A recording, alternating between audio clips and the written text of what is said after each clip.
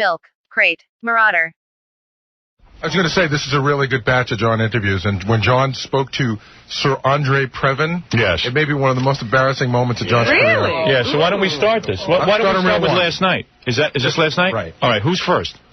James Earl Jones. All right, James Earl Jones. Okay.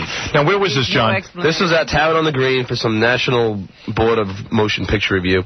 Now, I see that most of your interviews are getting shorter and shorter, mostly 20 seconds. I think it's because the questions are getting, more outrageous.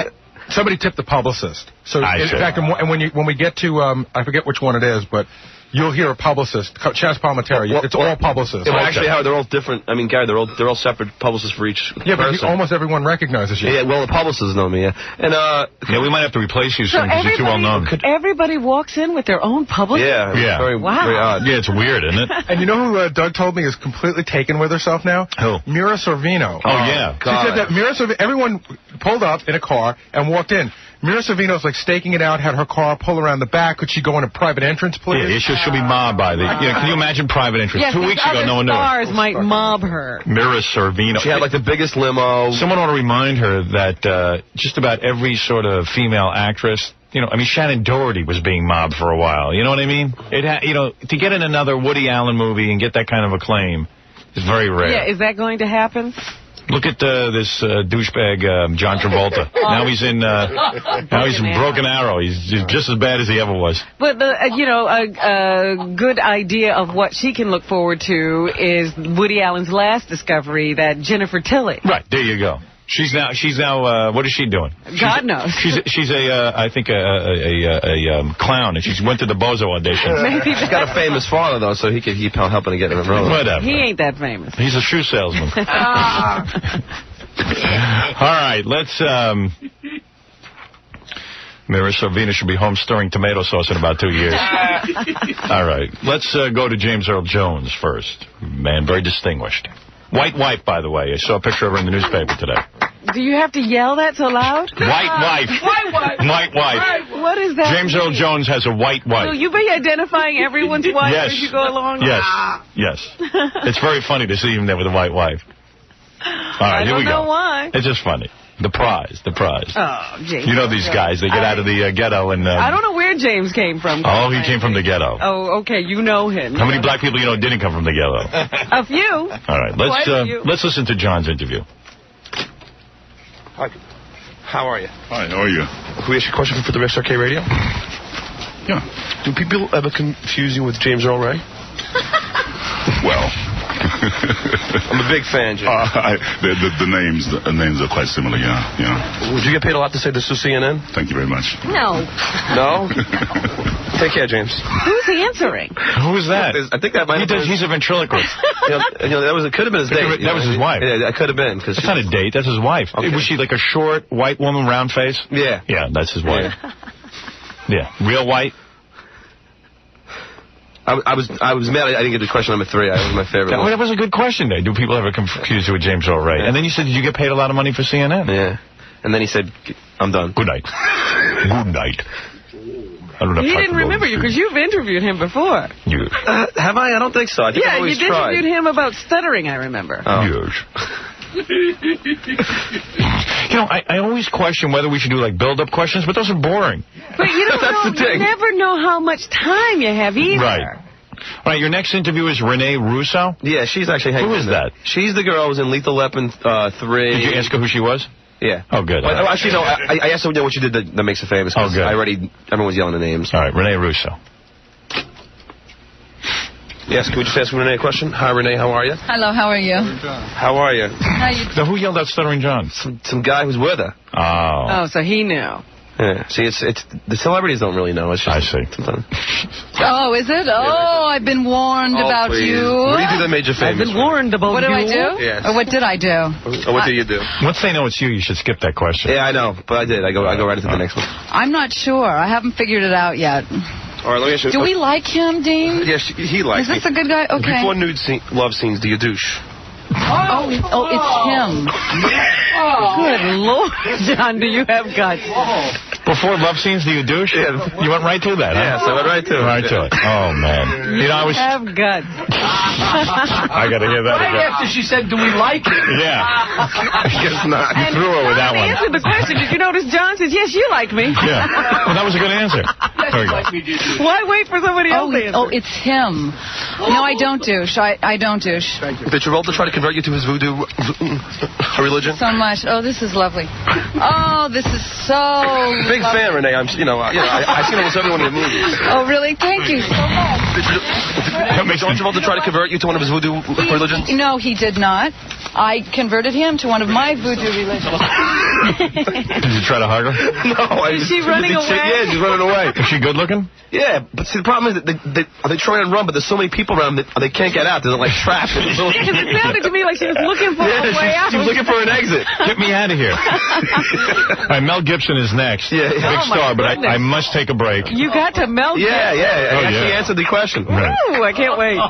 He's got some big stars. Mel Gibson, Ben Gazzara, Nicolas Cage, Sir Andre. When did Sir Andre Previn become a sir? Well, that happens over in England somewhere. You never know when. He's the meanest guy. And also Alicia Silverstone. What? I guess when John was doing these interviews, there was a guy from like Public Access Cable, and it was like a lot of people around. And Mel Gibson's everyone's trying to get away. So in this interview, you'll hear two loud clangs. As he's trying to get away, he's like knocking over ashtrays and those big trays. Yeah, he can't even get away. You know, these guys are so uptight. They just got to get away. Knocking over people. Yeah, knocking over people to stay away. All right. An important guy, Mel Gibson. Can't wait to see this on E! He made a movie about people hitting each other with sticks. He's too important to talk to John. All right, here we go. Mel, can we ask you a question for WXRK? Sure, shoot. Mel, when you wore that kilt in Braveheart, did your testicles shrink? Come on, Mel. Mel, come on. No perceptible change. No perceptible change. When are you going to stop that lethal weapon crap, Mel? Mel, big fan, Mel. Oh, jeez. What are you doing tonight? Mel, behind you over here. Mel, how does your wife put up with my groupies? Oh, no, you tell me. Is he talking to you? Smug. I don't know. You tell me. The ashtray's falling. Everything's falling. He's trying so hard to get away. Now, the first question you asked him about the testicles, that he answered. Yeah. And then the second question, he ignored. He ignored it, and then I went to number 3. Lost, Yeah. Yeah, what was it? When are you going to knock off that lethal weapon crap? Yeah. And then he was walking away, so then I just put the mic in his face, and that's the last one. And all right. That's funny. You're knocking over stuff. I'm just trying to picture that. Oh, that's high comedy, man. You got to see it. All right, here's Ben Gazzara. Remember Ben Gazzara? Yeah, from What is he? Run for Your Life? Yeah. Did you ask him a question about his buddy? Yeah, I had no idea. Yeah, I have no idea. Did he get upset? I think he should. Ben Gazzara was one of these guys. There was what was that guy's name? John Cassavetes. John Cassavetes was some director that used to put Ben Gazzara in all kind of movies and stuff, so it became his buddy. In Hollywood, if you give somebody work, they're your buddy. So we said, what do we ask him? Oh, let's see what it is. Hi, man. Who are you? Who are you? No, there's a guy you don't ask who are you. I legitimately didn't know who he was. Yeah, but I know. But see, it's better when you do it that way. When you just don't know who it is. That was great. There's a guy who, nobody really knows who he is, but older folks do. Hi, man. Who are you? Who are you? Ben Gazzara. Oh, hi, Ben. How you doing? This is Rex, okay. What is so great about John Cassavetes? Well, if you don't know, I can't tell you. Please, Ben. Come on, Ben. Why is a great actor like you so overlooked, and yet that fat bastard Steven Seagal keeps getting work? Are you kidding me? You can't ask me this kind of question. Thank you, Ben. Big fan.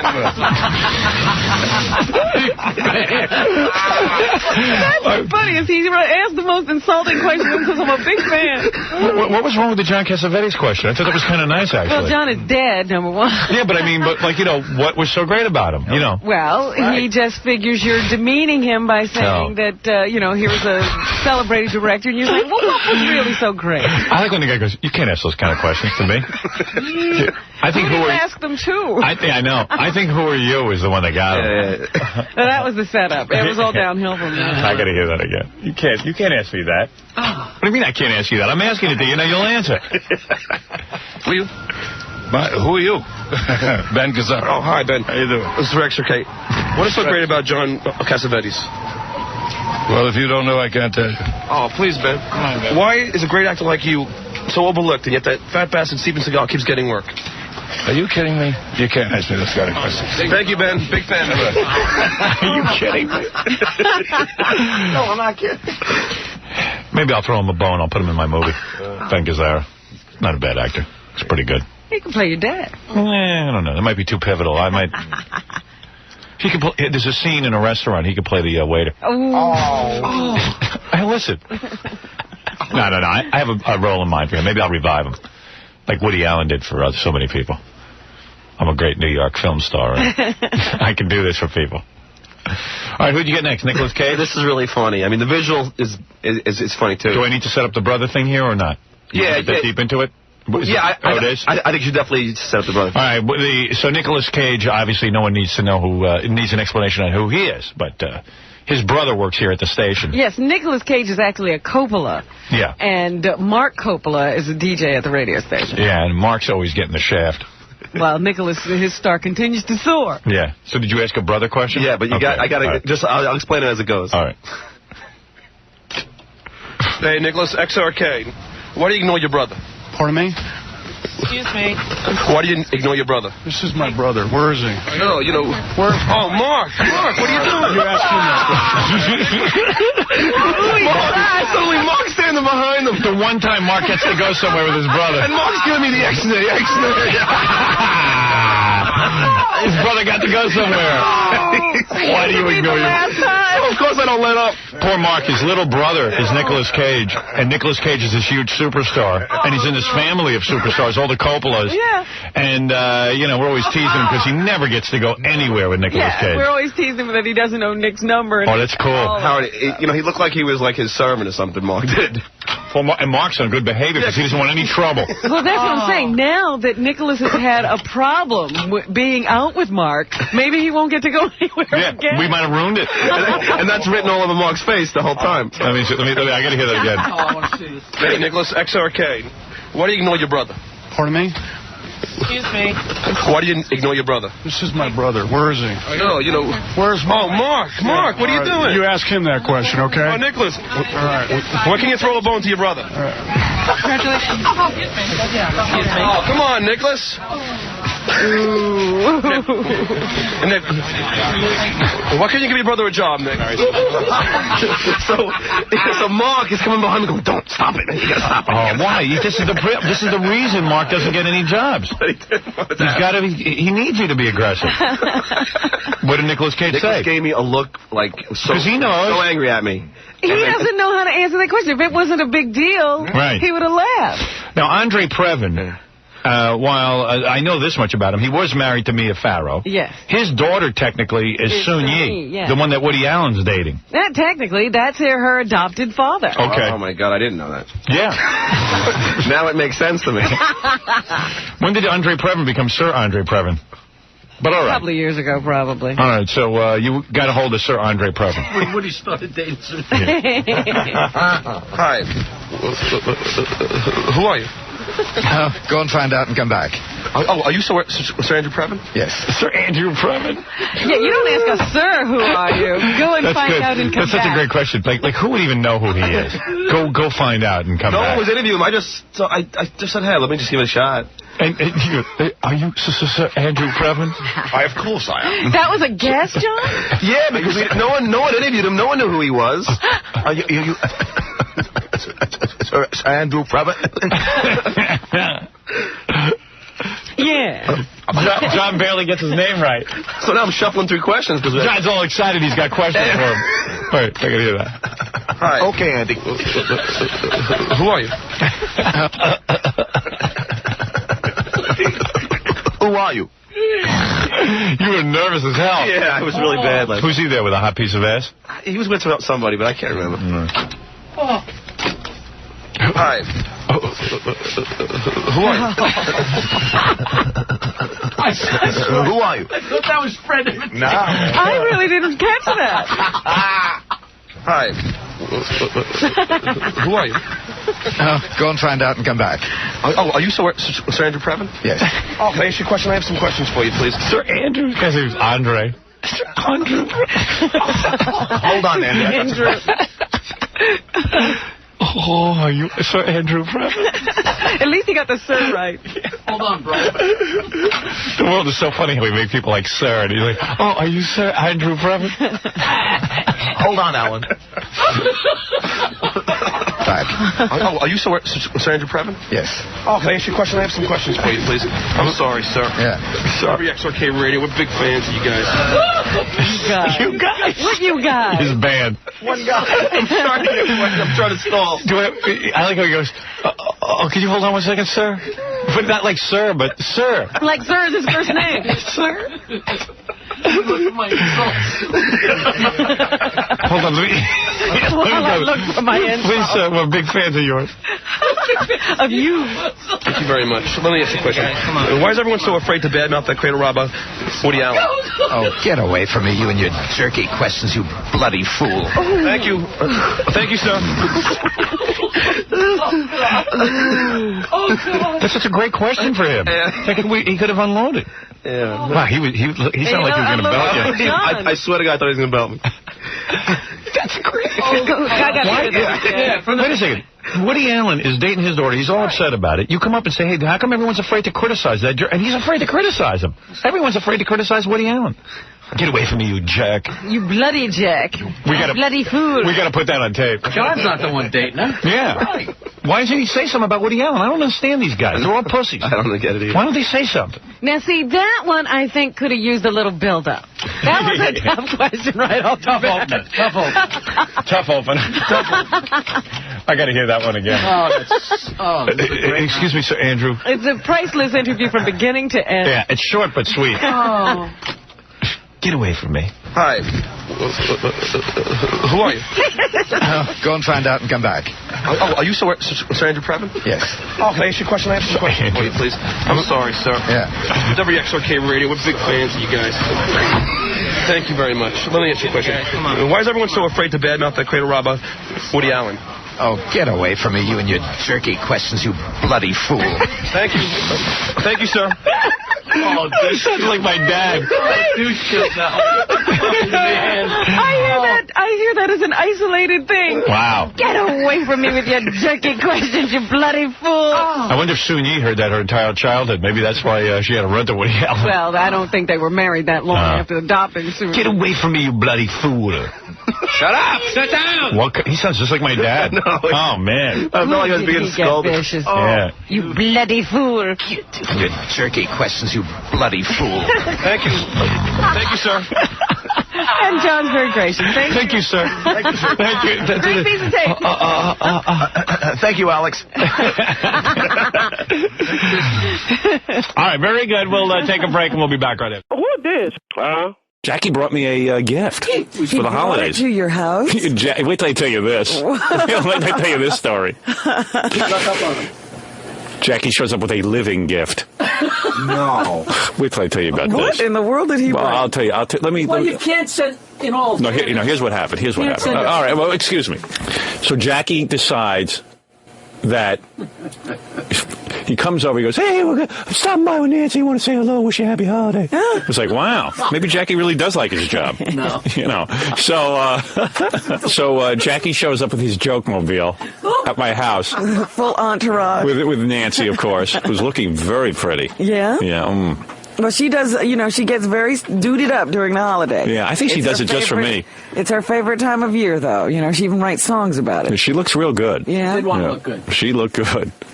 She really did. Well, she was maybe very she wants sexy. sex from you. When Your she wife looks doesn't. good, you give her good press, so. Yeah, she looked dynamite. She dooted up. I got to admit, she looks good.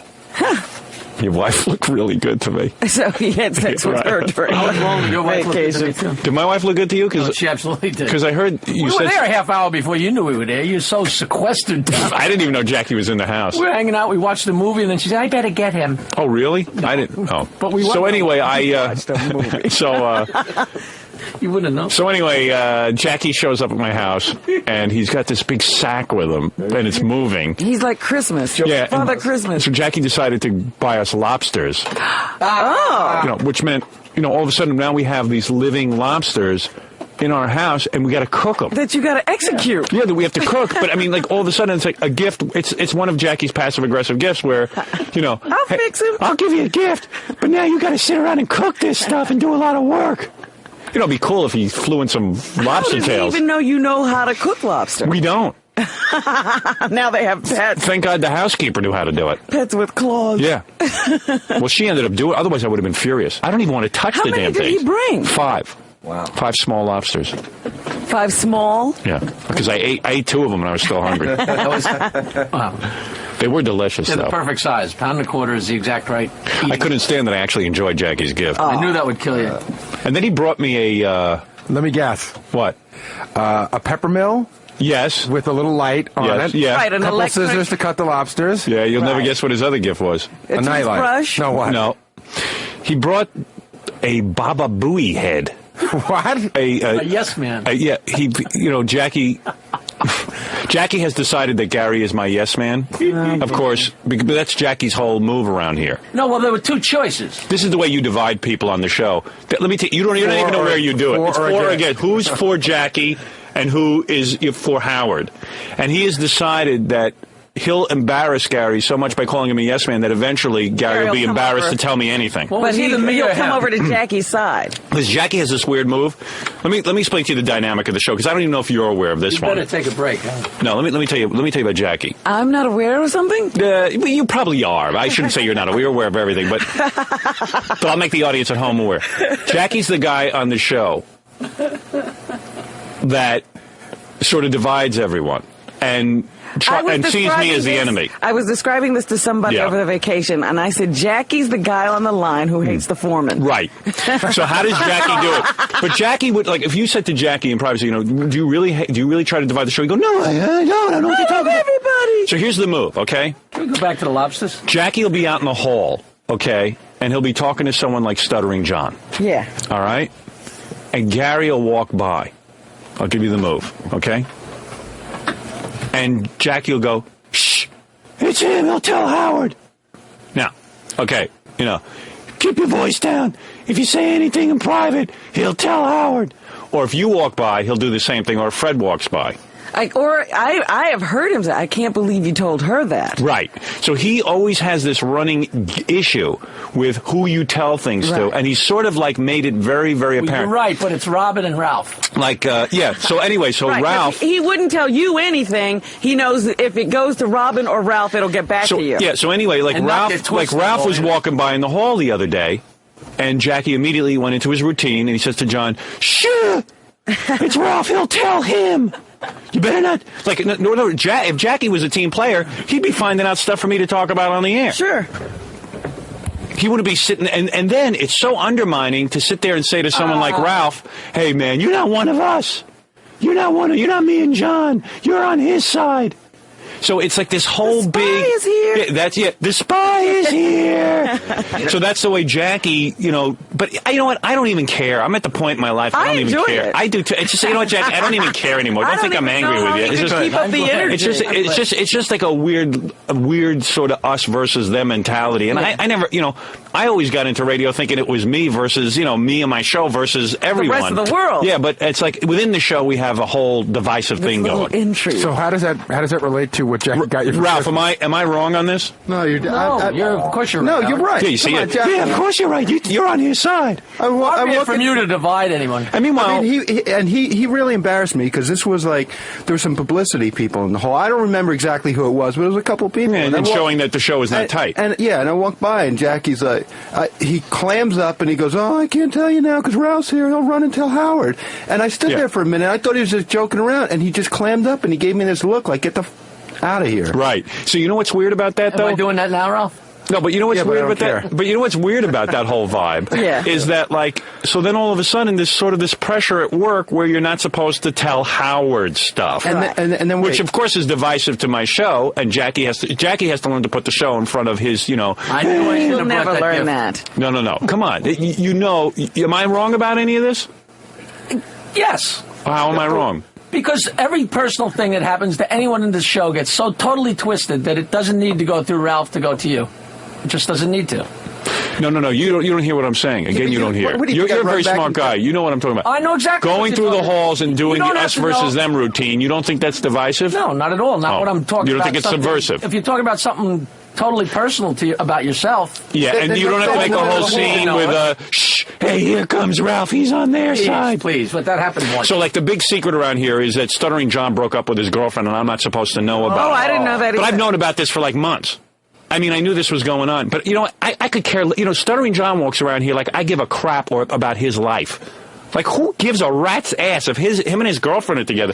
That's a weird thing, too. That's a guy who wants to be famous real bad. It's like, hey, everyone around here is so concerned about me that I got to keep it a secret. Every problem that is his is the most important problem. Yeah, like, who cares? I mean, I've known about that, and it would never even occur to me to talk about it. But that's what always kills me. It's the things they think they should keep from us. That are... Yeah, totally ridiculous. Nothing we would want to talk about.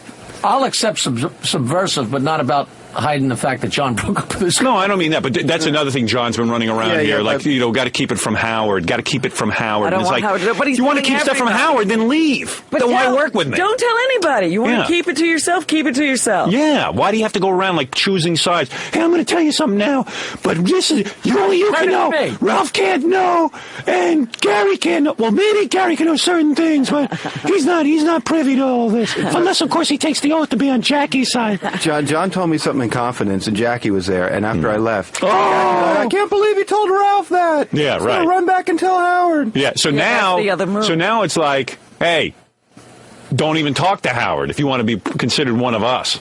Yeah, like this an us versus them mentality. Right. And I know there are conversations that go on all the time that I'm not supposed to be a part of. Yeah, right. So I just walk by. That's all. Remember that time we were in the front office where we not usually are, and Jackie comes by in the morning and goes, welcome back, Jackie. Oh, you're on our side of the building today. Yeah. Yes, that's another move Jackie lays on me. Oh, you're coming back to hang with the rest of us? Boss! I didn't mean to be friendly. No, it's not. It's passively aggressive behavior. It's not friendly behavior. It's like I walk into the room. Oh, you're dwelling with the bums, huh? Who's here? Oh, hey, it's good for you once in a while to hang out with the peasants. Yeah, okay, sure. You're some peasant driving around in a fancy car. Oh, come on, have a good time with us. Yeah, come on. Who's next? No, I'm not done with you yet. This is just the beginning. All right. I'm not ready to get off you yet. He always tries to recruit me, though. I must admit, he's still recruiting. I'm not speaking to you, and you know it. Well, I think he's tried for too long. He knows already where you're at. No, every once in a while, come on to the Friars Club and have lunch with us. Come on. Yeah, and then I'll tell you some stuff. And if you don't tell Howard, I'll tell you more stuff. Trying to make Robin a double agent. Yeah, right. Turn her against me. Hey! God, what a dick I am to try and buy you lunch. Huh? Why don't you hang around with me? Let's complain about Howard together. That bastard. What do I always say, Jackie? No, I'm never having lunch with you. If I could get you to complain about Howard, I'm going to drug you. That's why he's into potty, because if he gets you stoned enough, maybe he'll convert you. Or you'll spill something that then he can hold over your head. He'll have leverage. Now I got you. You know what? Come on, admit it's passive-aggressive behavior. I know you do. I know you do. Welcome back. I admit it all. Guilty. Like, who gives a rat's ass that Stuttering John broke up with his girlfriend? I mean, is that a state secret? I'm not bowled over by the information. But what is so bad if I knew that? Why would I care? He would I guess he would think that you would talk about it on the air, but if you did, I don't know why he would care. That dick for brains better start thinking about me a lot differently.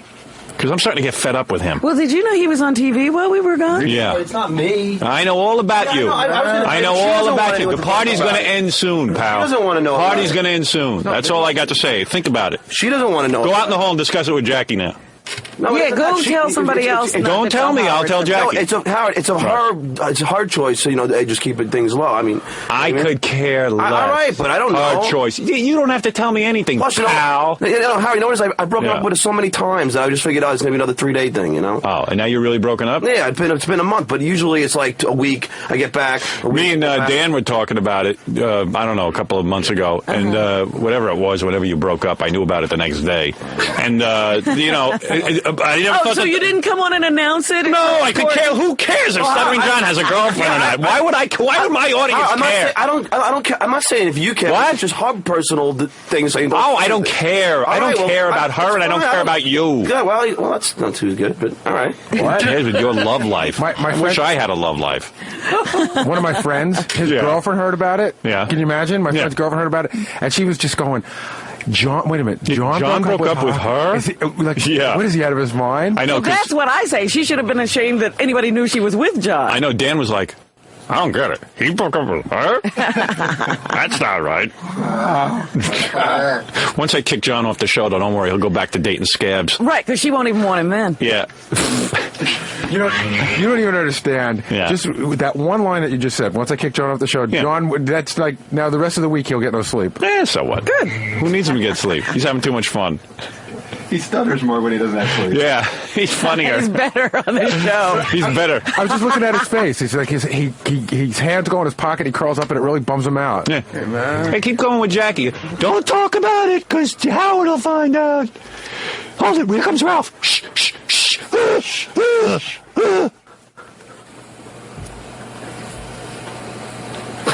I know all. You know what? Well, I knew you knew. I know everything that goes on. You can't even get one by me. I know stuff now about you, Jackie, anyone that I haven't said on the air ever. But they don't know that. Yeah, they don't know about keeping their that. confidence. I know what to say on the air and not. You're such an ogre, an awful person. I'm an awful person. You don't have their best interest at heart. No, it's okay. It's all right. No, that's all right. Anything is fair game with Howard. He doesn't I got to take a break. us. I'll take a break. I'll take a break. Because that's the other line. Hey, anything's fair game with him. He doesn't care about you. He doesn't do anything for the show. Yeah. Even if you tell him not to say something, he won't say it. He doesn't care. Yeah. Going around my Johnny Bad Appleseed, spreading bad will all over the show. Is this a generic person now, or is this all me? No, it's all you. It's you. It's everyone. It's everything. Well, you started. I miss talking about you because you fascinate me. I know. I even talk about you on vacation, you see. I was typing about you in my computer. I have a whole Jackie philosophy. Well, Jackie came over my house, and then I let him down into my office with him and say, "Look at what you got down here." No dragging down there. I realized that was a mistake. You better believe the file in his computer on you. Jackie pushing his way down past my children to get into my office to see what was doing down there. Oh man! Hey, let me take inventory. You think he computed the worth of your little video station? Yeah, right. Yeah. What is that? Oh, I forgot about this. Wait, three Super HVS VHS machines. You know what he did? He called one of those wacky friends. How much for? Yeah. He priced it all. He got the name brand. Switcher. What do these things cost? You should see what he's got down there. He's like turning over stuff to see if it's sterling silver. Yeah, right. Let me see what you eat with. I knew I should have never ventured. How much did you pay for that X class? Right. Oh my God! Oh, Nancy, no, I don't have that. Did you see the setup down there? Yeah, we're in a basement. That's like Fort Knox. Yeah. Oh man! Because he walked in as soon as he opened the door to my office, and I have like a bank of some video equipment that I edit on and stuff. He goes, "I forgot about this." He got dizzy. He got weak. So far, you have the fact that I came over your house, right? That's it. Wow. Well, the other thing is Jackie can't see himself. He never hears himself say these things. He was on good behavior. We'll get into not being able to see ourselves soon. That comes up after the commercial? Yeah. All right. Let's take a break. Keep going. I'm sorry. Let's take a break, and we'll be back with more fun right after the... Who this? Who's going to the big lunch you're throwing? Gary and Jackie and Robin and John and you had Fred. said we could bring the spice. Yeah, but did you tell me? I got to make a reservation, Dodo. I had to find out what time it was, and I just got your invitation. So it's now, 12 o'clock.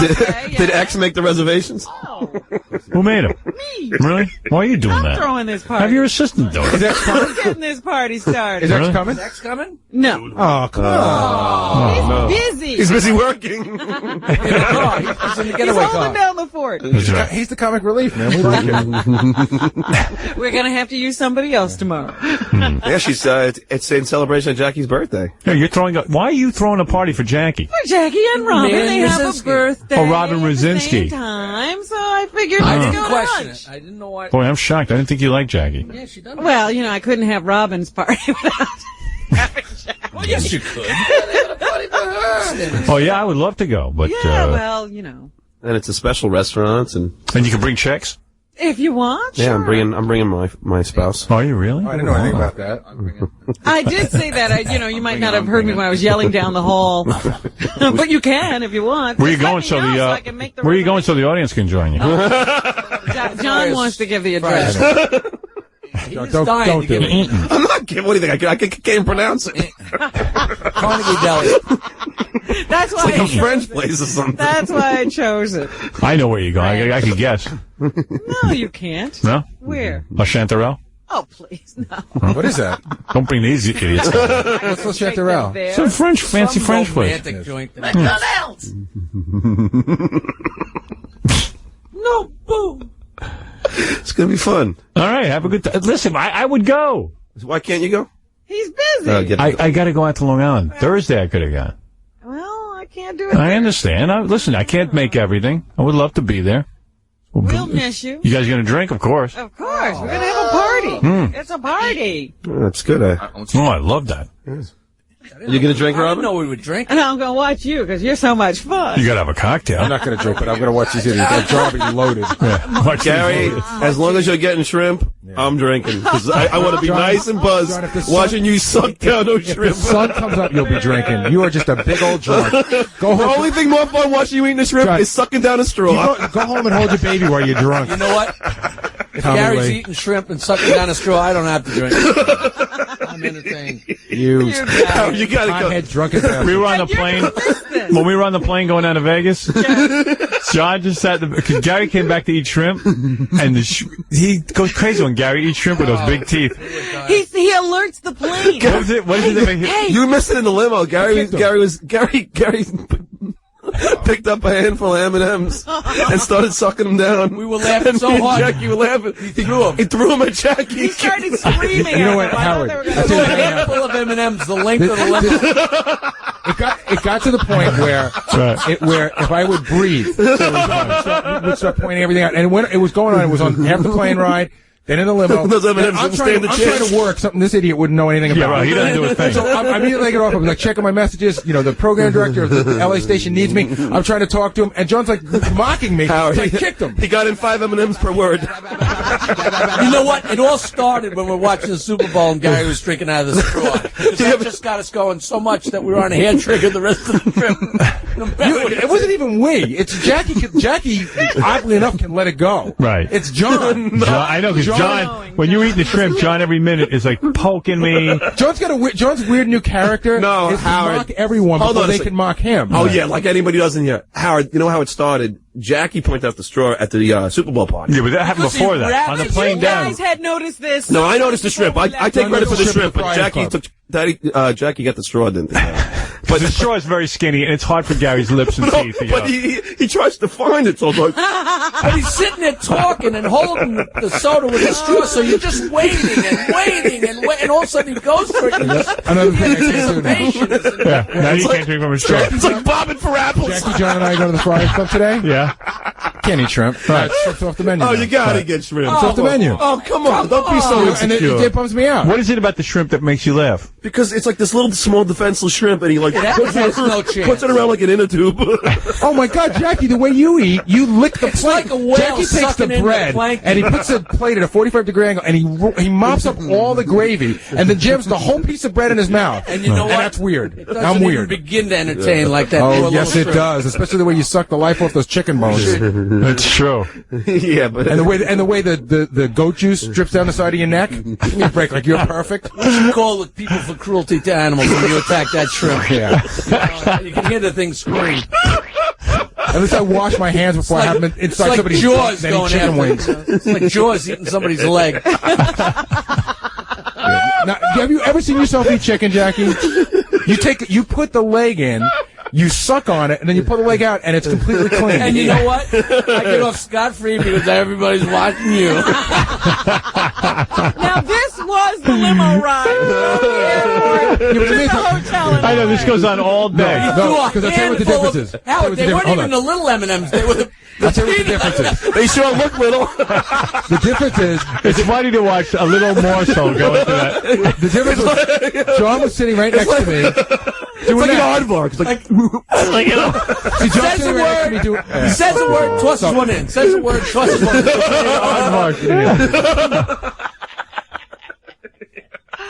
Oh, my goodness. John just, I love watching him. He's so happy when I'm you're on the phone, right. and John's not just laughing, not even saying it, not even pointing out why he's laughing. Just laughing, and I'm like, John, I'm trying to talk to somebody. He's like, But Gary can't never stop talking, so he's always talking and eating. Like I was on the phone. I was working. Got one hand. It's irritating. Got one hand flinging in the M&Ms.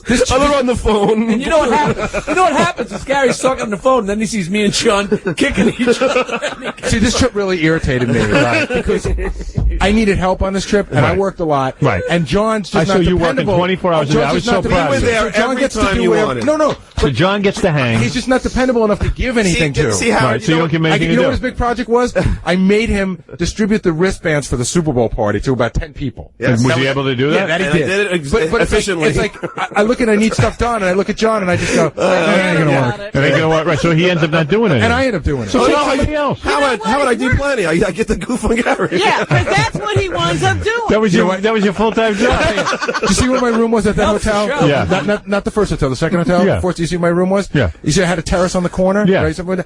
I would go out to that terrace to smoke a cigarette and see him sitting by the pool and want to kill him. Right. I would kill him. I would be there with my laptop, my pager, I wasn't at the pool my once. cell phone. That's I did. I saw you down there one day. I was at a different hotel than you. How can I been at the... I thought you came over. God, talk about lying. I thought I saw him over there one day. You were I hallucinating. was never there, and I was never at the pool. He's gasping for air. I know, he's... Those lips are sucking in. Maybe I was just thinking of you with the pool not working. You were so high on chocolate, you were hallucinating. That is true, man. I ate my way through California. Wow. And Howard, and you know, and there's the troika. Gary smoking a cigarette. See? Yeah, it's the cigarette, the shrimp, and the M&M's. And in the end, well, actually, there's four now, and the straw. But the cigarette's even worse than the straw, because the cigarette is like a toothpick in his mouth. It's like this little thing, and those big mouth, and those big mouth. Why don't you go take some more Luvox, you retard? Jackie, am I lying? Half the cigarette goes in. Where's he? Just past the filter? It's just, yeah. The cigarette's like, it's the same thing as the straw. It disappears? You unfunny 500 house bastard. You unfunny 500 house bastard. Gary, smoke a cigarette for Howard. Go suck on my, you know what. Go smoke this cigarette. It's like trapping a hose between an inner tube. Yeah, Rick, you're on. Oh. Yeah. John, you sound like an idiot. I know. He's like, he laughs like a retard. So he's like fun. He's like a mongoloid. You know what? You haven't seen it. You haven't seen it. You're an idiot. Well, thank you. Who's this? It's Howard. Howie. Yeah, man. Yo. You rule. Thanks. All right. Anyway, keep it real, bro. All right, keep it real, bro. Can we do one thing? Can we all just apologize because, Gary, you have got to eat shrimp? I'm not eating it. Come on. In fact, you know what, John? Do me a favor. Don't come today. Gary, don't come today. Don't be so... No, really. Robin, this is Don't be so charity. Tell him sensitive. he No, has it's okay. to. Don't be sensitive. Yeah, why do you care? He has to eat shrimp because it's my What's he going to eat? Anything he eats at this point is funny. Shouldn't these people be entertained if we take them to lunch? It's just, no, it isn't everything. It's just a shrimp. It's everything I do. You're over me. You are nuts. I'm not. You are. I couldn't function until I kicked you. Wow. All right. Believe me, you should make a video of yourself eating shrimp. I bet you could sell 1 million of them. It's not nearly as interesting as these morons think it is. Oh, could you imagine if we slow-mo it? Oh, man. Oh, come on. Freeze frame. Let's slow-mo you eating, Jackie. And it's his favorite dish, Howard. Every time you go out, Gary gets shrimp. Here we go. What is it? We're actually already animating a sequence of Gary eating shrimp. Oh, you are? Yes, thank you. All right. Oh, you were there. Scott, wait. Have you ever seen Gary eat shrimp? Oh, You were there? He was there. Yeah, I know. Somebody's not, Scott Hines go hard at work. I actually saw some animation that you guys did to me recently that made me laugh really hard. Which one? It was something about me falling asleep on a plane with you and licking my lips. Yeah, that was good. It was just very well done. Baba Booey. Yeah, Lisa, you're on the air. Baba Booey. All over the goddamn city. Wow, that guy's good. What did he say he was going to be that time? Why does John pick on Gary? He was a girl. Well, that got old. Listen, it's fun. You know. It's all in good fun, right? Yeah, it's all in good fun. I don't know why you're getting so worried about. It's not like anything you can't change. Do you know? You can always get a bigger straw. Do you know how many cigarettes Gary's going to have before lunch? One cigarette for him. One cigarette. He goes and sneaks in the closet to smoke. You ever see that? No. You don't sneak in the closet. That's where you can smoke. They had this little 3x4 room that they all smoke in the back. When are you going to quit? It's such a dumb habit. I know. You got to quit that. Because, if something happens to you, you get cancer of the lips. Then these guys will never. That's fatal. We'll take a lot of cigarettes. Take a lot of cigarettes. It's relentless. So what are you going to order for lunch today? What are you going to order for lunch with those guys? Well, I know what my main course is going to be, but now I have You're going to go to lunch with the two of them? We have to. You know what? It's the charity that I work with. Like a year ago, we had an auction, and it was like lunch with me and Jackie and John. So now, the guy's coming today. Oh, that's today at the front. Oh, that's okay. I can't say where it is, but yeah, no one figured it out. Yeah. But so now that's where he loves his shrimp. What happens? And you love the shrimp. We'll meet this guy, right? It's the place and of the crime. then these two idiots will gauge what level fan he is, and once they're able to figure that out, then they'll figure out at what point they can start making fun of me in front of him. Right. No, okay. The best thing is that the maitre d' is such a fan of the show that we're going to walk in there, and the first thing that's going to happen is Frank's going to go, Gary be having this shrimp today. Yeah, exactly. Double order of shrimp. What is he, a shrimp cocktail or? No, it's shrimp cocktail. For an appetizer. Yeah. Yeah, but it's his thing that he loves the most. Don't get it. Yeah, who cares about these guys? These guys. I mean, who cares? I can eat shrimp. I had shrimp for dinner last night. I can eat it tomorrow night. Why do I have to eat it in front of these morons? Why should I make them happy? So what are you going to eat? What are you going to get instead? I don't know. You're going to get something you don't even like. So then Frank will bring you a drink with a straw. Yeah. I know. What are you going to eat? A salad? They're going to think that's funny, too. No, lettuce. I'm having a salad today. Yeah, a piece of lettuce on your What they do is they cut the shrimp up. I have the shrimp diced over the salad. Right. That way. No, what's going to happen is I'm going to get the shrimp, and I'm going to eat it like him. So there's no escape. I'd eat it. Yeah, get the shrimp. You know what I'm going to do? I'm going to put a veil around my face like a Middle Eastern woman and eat the shrimp under it. Better be the size of a sheep. Maybe we'll have Frank circle all the chairs around the table so everybody can walk. Who this? Where were you guys? We were in Columbus, Ohio at the Funny Bone. So we go back to the hotel, and our room service is closed at 12 o'clock. So we have no place to get food. So we're starving. So we go and call a cab company to go and take us through the drive-thru at the Steak and Shake. Oh, boy. The what? It's called, it's one of the best places I've ever been to in my life. It's called Steak and Shake. And you can get steaks and shakes. What do you mean? That's all they have?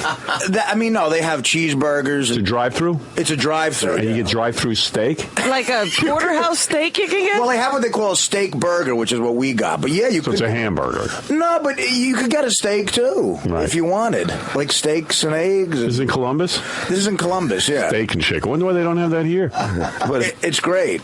And it's like an all-night drive-thru, so for people like us, you can go there and eat. And we were loaded, so we had to order through the cab driver who barely spoke English, so we're yelling stuff. I want chili too. Like, they want chili, and we want a double chili. The guy didn't know what we were talking. So what did you pack away? All right, I gotta tell you Artie's menu. You ready?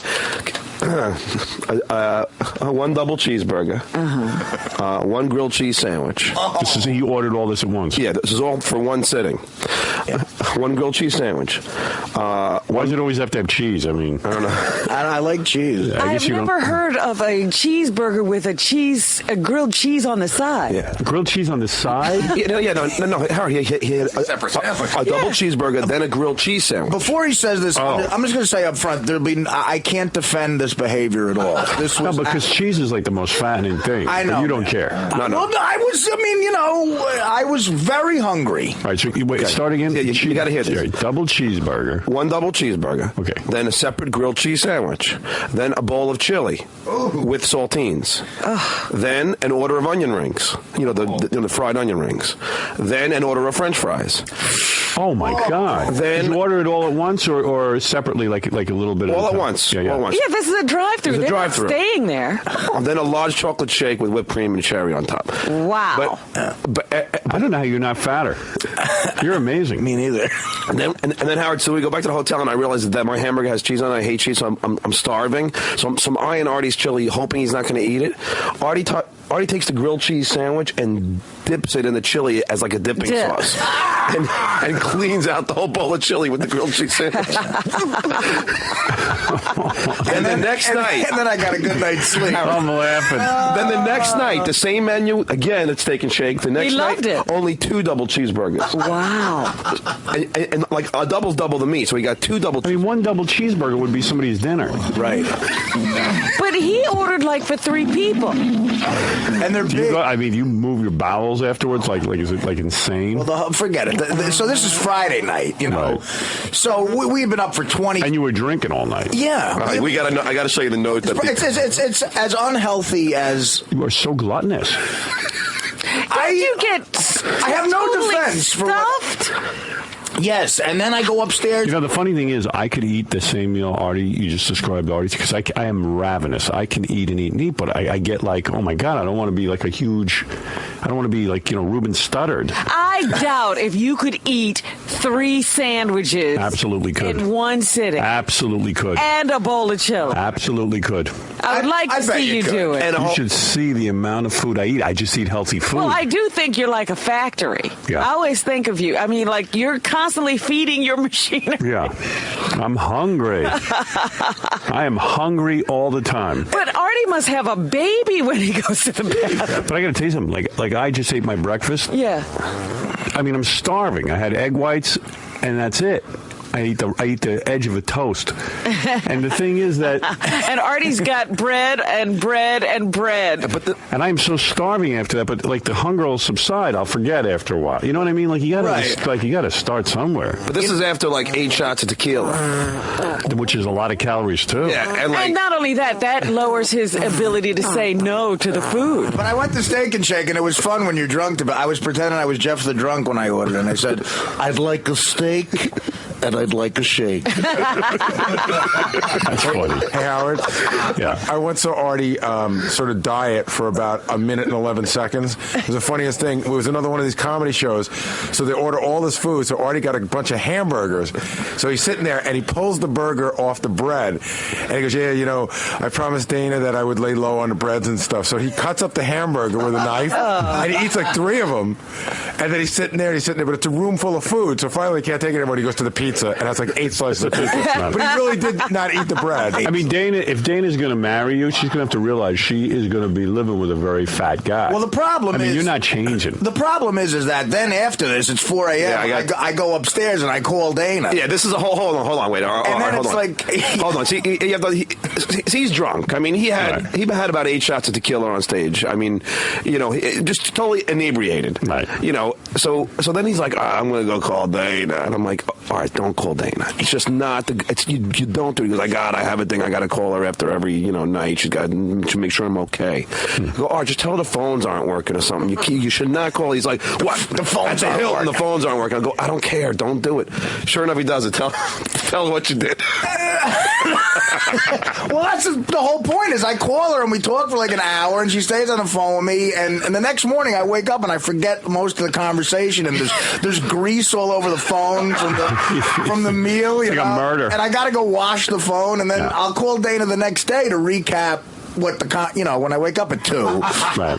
And she'll be all mad and she'll go, remember calling me last night? And I go, yeah, I remember. She goes, well, good conversation, right? I go, yeah. She goes, nice proposal. Oh!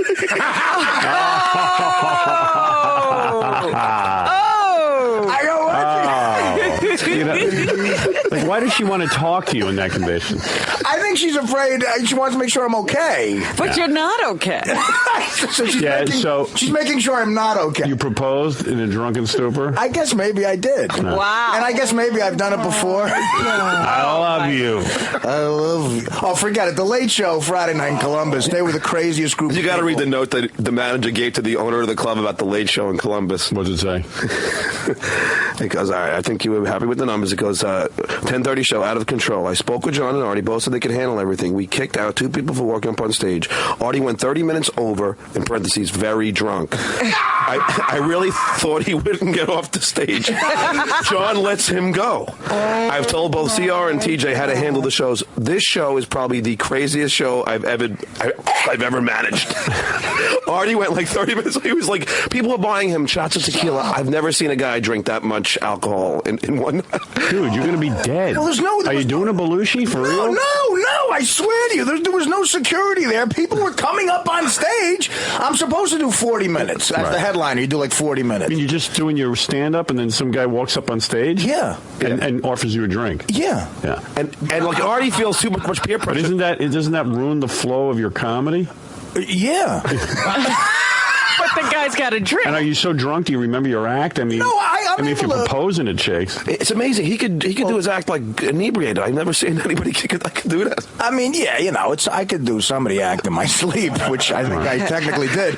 But, I was supposed to do 40 minutes, and the Late Show I did probably like an hour and a half. It's like a Springsteen concert. Let me ask you something. If Dana said to you, Artie, you have to stop drinking or I'm leaving you, what would you do? I'd stop drinking. You would? I would. For a minute.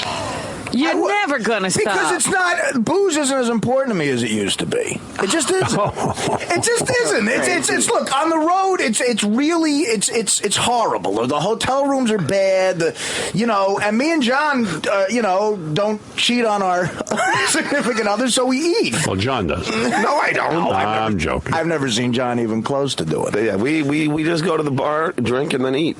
It's true. If you can't have sex with somebody, you might as well drink. What's the other great pleasure in life? Right, drinking. And eating. Right. I mean, I treat double cheeseburgers my mistress. It's my lady. But do you think Artie will one day be a Walter Hudson? No. Well, I don't know. I think he's going. Yeah, you know what? It's weird. The thing that saves Artie is, I guess, that he was an athlete when he was younger. Somehow that seems to be.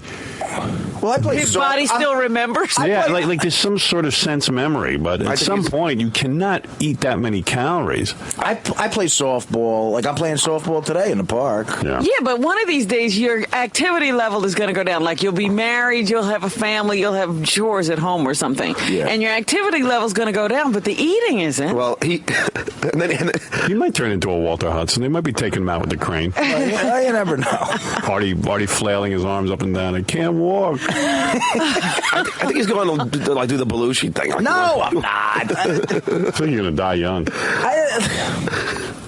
Look, I'm 35. I already got a couple years on Belushi. Any history of heart problems in your family? No. No? Nothing crazy. And it never scares you when you hear about guys like Luther Vandross or Barry White. Those guys are black.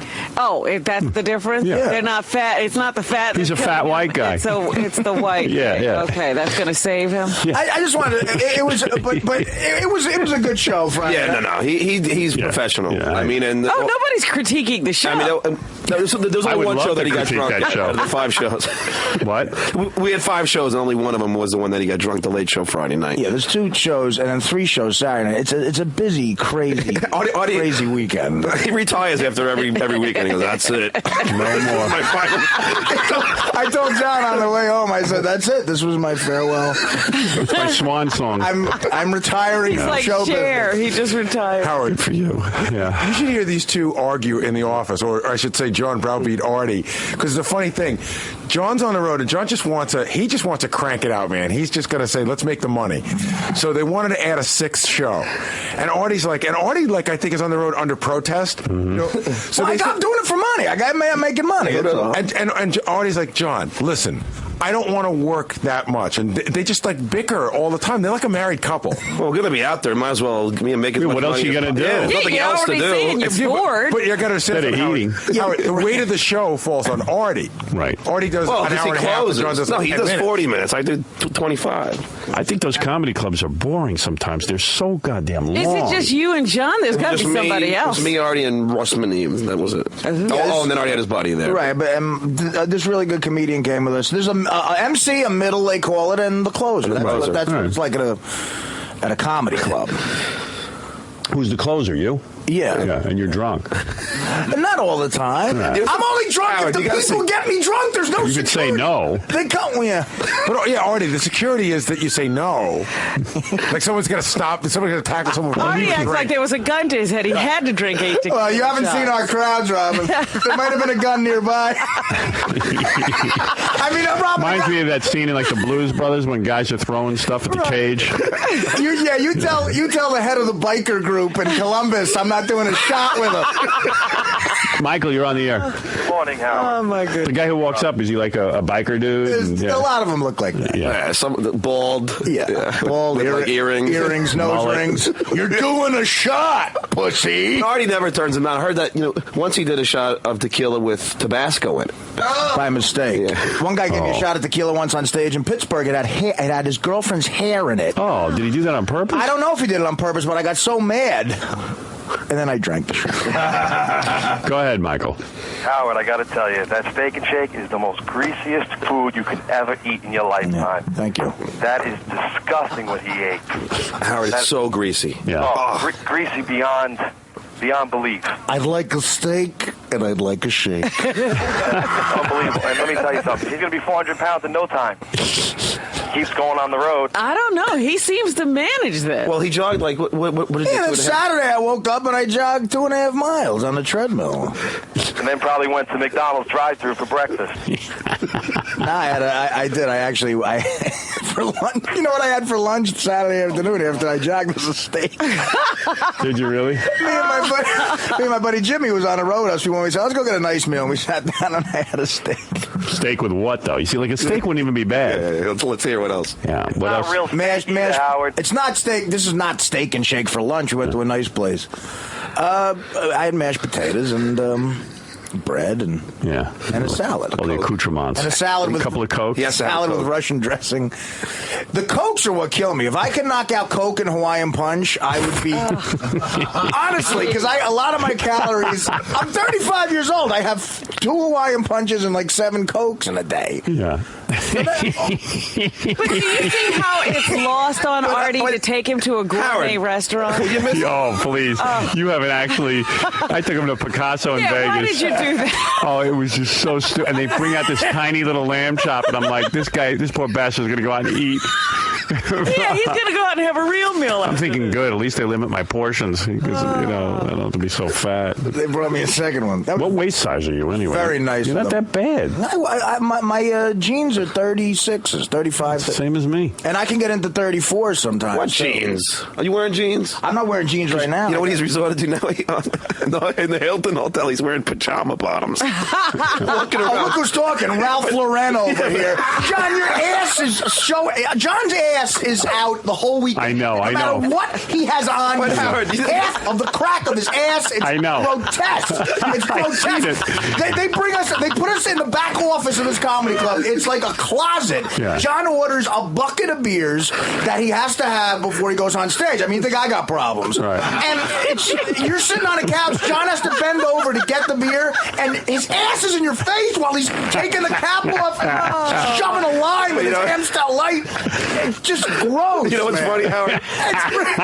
I know. I've been over to his place, and the ass is like part of the whole day. His ass is all over the place. Yeah, he has never bought a pair of pants that fit him. No, he comes out to my house, and the ass is just like everywhere. I've seen John's ass more than I've seen Dana's. Howard, you know what's funny? The Camino was with us. Who's with you? The comedian. Russ Maneve. this guy.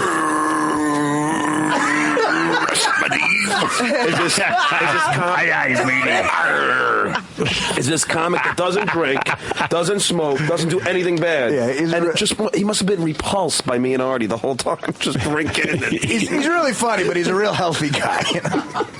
Yeah. So well, dude. Wow. Steak and shake. But I don't know why do you need a grilled cheese sandwich? Oh, Robin, I wasn't thinking rationally. Why do you need a bowl of chili with it? Well, dip your cheese sandwich in it. I just it's so never good, though. heard of all of that. If you, that sounds like a nice combo, the bread with the cheese and the chili sauce. But Howard, if you've never dunked a grilled cheese in a bowl of chili. I've never heard of dunking grilled cheese. But plus the hamburgers come with everything on it. I had turkey chili for dinner last night, and I was worried that the sauce had too many calories, so I put string beans in it to fill me up. I mean, I'm just trying to stay somewhat thin. This guy, for what he eats, he's pretty thin if you think about it. Yeah, he's amazingly He should thin. be Walter Hudson. You're the other end of the spectrum. You're the most disciplined guy I've ever seen. But dude, if I ate like you did, I would be so fat. I mean, there would be no hope for me. And just think of all the booze he poured in on top of it. You know, he's all over the place. But plus, I forgot to mention those double cheeseburgers had everything on it. So it was loaded with mayonnaise and pickles. And it's in a bun. Yeah, it's in a bun. On the cigarettes. It's like the worst is when you wake up in the morning and you get a whiff of your fingers by mistake. It's like cheeseburger and cigarette and tequila. You relive the whole awful night. And then, it's like, that's just... the phone is full of grease. Well, let me say this, Howard. Looks like there was a murder in the room. Somebody murdered a steak. One time when I was like 20 years old, I was talking to my buddy on the phone, my friend Mike Saccone. I'll never forget this. We think there's a guy upstairs who executed a cow in his room. We're pretty sure housekeeping sees all the remnants of it. I was talking to him on the phone. This is when I was like 20 years old, and he heard me go, He goes, well, what's the matter? He thought I was like dying. And I found a White Castle pickle in my underwear. I don't know how in the hell it got in. I was wearing jockey underwear, and it was like the ketchup was dried up, and it was stuck to my ass almost. Hey, Howard. But I know Artie's getting heavy because we took this small plane home, and I sat next to him, and the armrest? Yeah. Artie put it up because I guess maybe because his fat wouldn't squeeze into there. And at one point, I tried putting it down so I could lean on it. It wouldn't go. First of all, John, don't even get into your behavior on a plane. When John had long hair, we sat together in coach once on a plane. He fell asleep in 2 seconds on a 6-hour flight, and his hair was in my food. I couldn't wake him up. And he's drooling. Artie, we gotta get to LA. We got 4 shows. Artie, I'll give you the money for the parking later. You got money to tip the driver? And following John on stage, he spits into the mic. He's got like tuberculosis or something. You get up there, the mic is soaking wet. It looks like someone dunked it in a sink. John's I'll bring up Artie there. Artie, do you know anybody got any weed? What's my God? Artie, I just gotta go to the ATM machine. I'll get you the money for the hey, you got money for the food? I just need some money to go to the airport. I'll pay you when we get back to New York. Artie told me the funniest story the other day. Artie's been eating... Boy, you know what? I've heard that monologue. Wait a minute. Artie's been eating Milano cookies this for breakfast. The worst. Was it Friday? Friday, yeah. John, 2 days before that, John had asked Artie for a Milano cookie, and Artie gave it to him. The next day, John just decided, well, now I can take them. So he reached into the bag and just took a Milano cookie out of Artie's bag. And then he ate, he started to eat it, and then he had to tell Artie something. So he leaned down and started talking into Artie's ear. Artie said he had Milano cookie. Howard. Spit all over his face. Howard, I did spit on him by accident. Howard, I had to go into the bathroom and boil my face.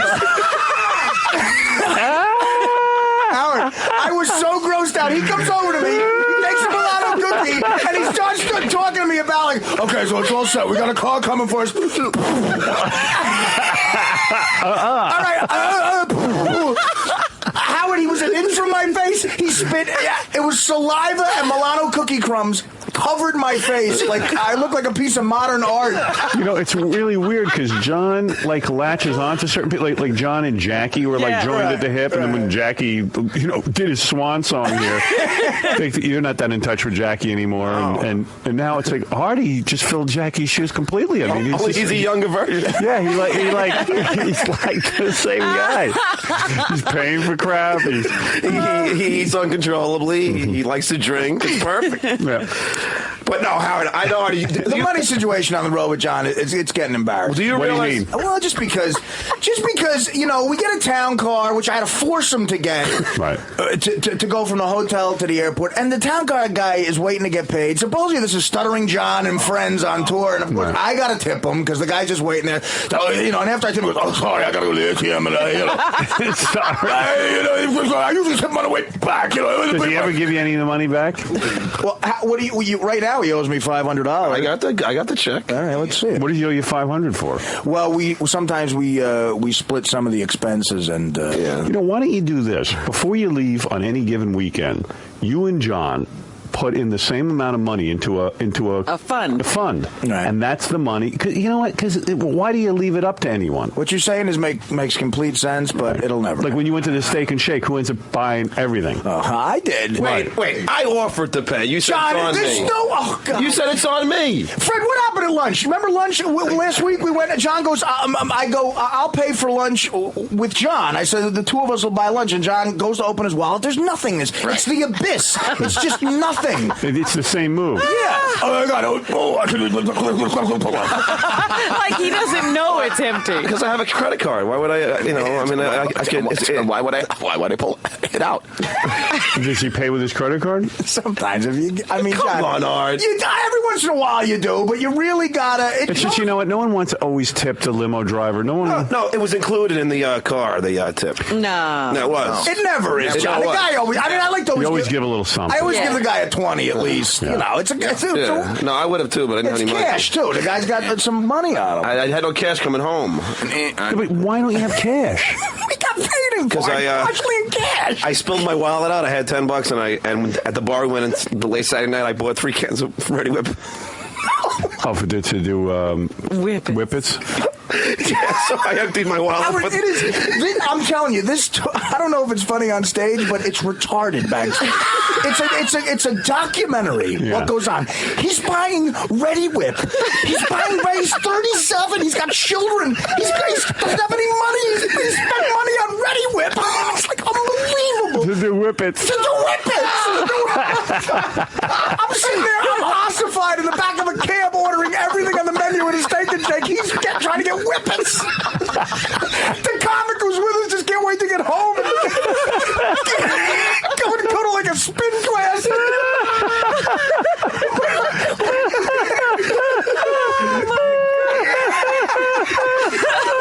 He's just John's spinning all over the place. This comedian barely knows him. He's like, Russo, I'll get you back home and I'll come.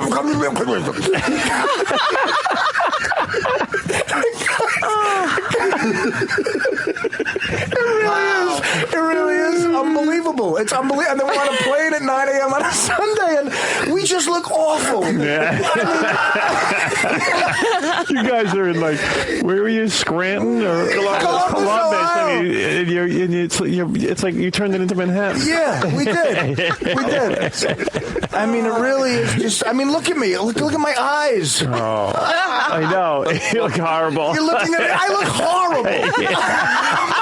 My mother. I slept all yesterday afternoon. I missed the Yankee game. I woke up at 6. Now I'm screwed because I can't get to bed. Yeah. My mother comes over with food. And she goes, you look horrible. Why don't you stop doing this? I'm like, what? I didn't go to college. I have to do this. Yeah, what am I going to do? Stop doing it. Stop doing it. But you could, you could sort of curtail some of the behavior. No, you're right. Is it fun, Artie, when you're doing? When you're on stage and, the people I meant liking the you. eating and waking up at 2 It's got to be fun at least. And yes, it's fun. It's fun when you're doing it. The recovery process is god-awful. Aaron, you're on the air. Hey, what's up, Howard? Hey. Hey, one thing you need to know about Steak and Shake, although it is very greasy, them steak burgers are about an 1/8 inch thick. So they're like the thinnest hamburgers in the world. Okay, so they're hardly there. Right. Thanks for coming to my defense, but Well, you know, y'all are harassing or getting on them about how y'all are imagining these burgers like quarter pounders from. All right, thank you for the specs, son. Who cares? Sorry, I had 4 of them. Never mind, it's still too much food. Now, let me tell you about Steak and Shake. Now, it is greasy, I'll give you that, but these hamburgers... Them hamburgers. I ain't like a regular New York type hamburger. All right, We didn't let that guy tell us how big the onion rings are. Yeah, we only got to the French fries and I hung up on them. Well, they're regular size, Robin. Well, let's see here, they're regular onion rings. Yeah, they barely fit around my penis. Which is how I like to devour them. When you're banging an onion ring. We're going to take a break, and we'll be back. Who this? Cash.App, $milk crate marauder. Venmo, @milk crate marauder. You stupid bastard.